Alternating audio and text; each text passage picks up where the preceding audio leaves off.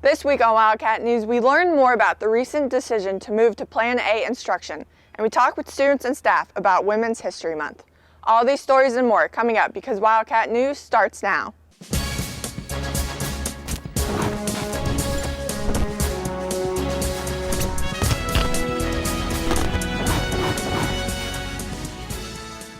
Good morning, West Johnston. I'm Miranda Bean. Last week, Johnston County's Board of Education voted to begin Plan A instruction starting after spring break. Allison Wade reports.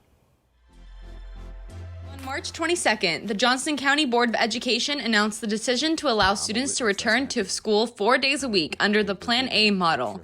English teacher Emily Scott explains the differences between Plan A and B. Plan A is going to look differently when we begin it on April 12th. We will have Cohort A and Cohort B together. So all students who want to return to school in person April 12th will be able to attend school Mondays, Tuesdays, Thursdays, and Fridays instead of the way we've been doing it where the first half of the alphabet comes Monday and Tuesday and the second half of the alphabet comes Thursdays and Fridays. And there still will be the option to stay virtual if you feel uncomfortable coming back to school. Junior Megan Jones shares why she decided to go to school under the Plan A model. I chose to come back. I was already in Cohort A, so I just like being in school better than learning online. It's a lot easier and to talk to your teachers in person. And for me personally, I like learning in person. I'm excited to have more people in classes now that we're going to combine, and it'll make a lot of things easier. Jones explains how being in person can help some students and teachers. You can ask questions easier.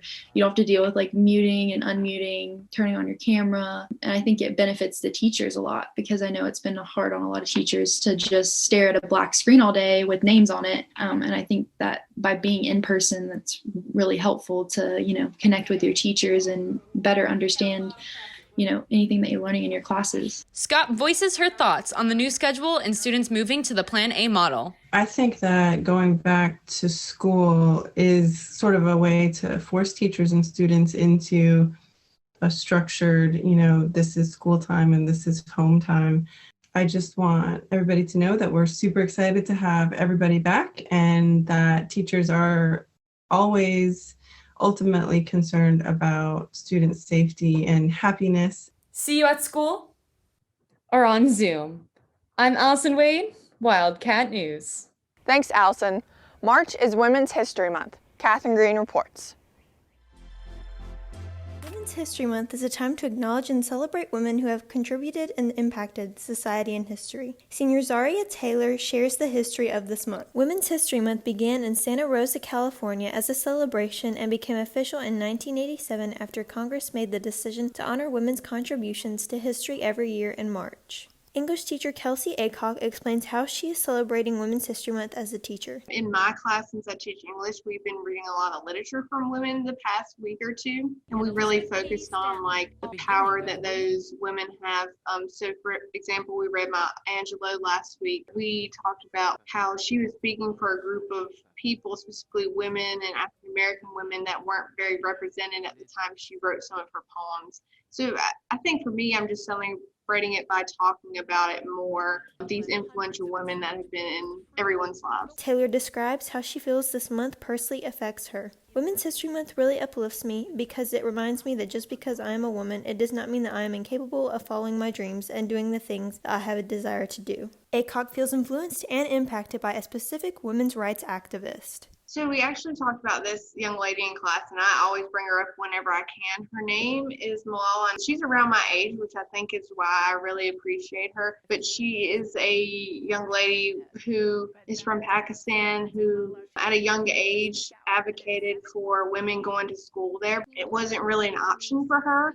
She fought and fought and fought, and her dad helped her as well by making a school that she could attend. And then she's on the way home from school one day, and she ends up getting shot by the Taliban. She is a really good role model for me for one, being brave. This is 10 years after that incident, and she's still fighting really hard for education for everybody. But in most of her speeches, she says that her main focus is young ladies and women in their education and having the right to that education.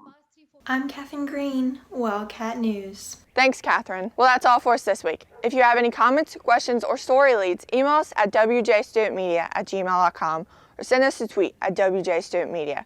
And if you want to watch Wildcat News at home, on the go, or catch up on past episodes, subscribe to our YouTube channel. I'm Miranda Bean. Thanks for watching and have a great week.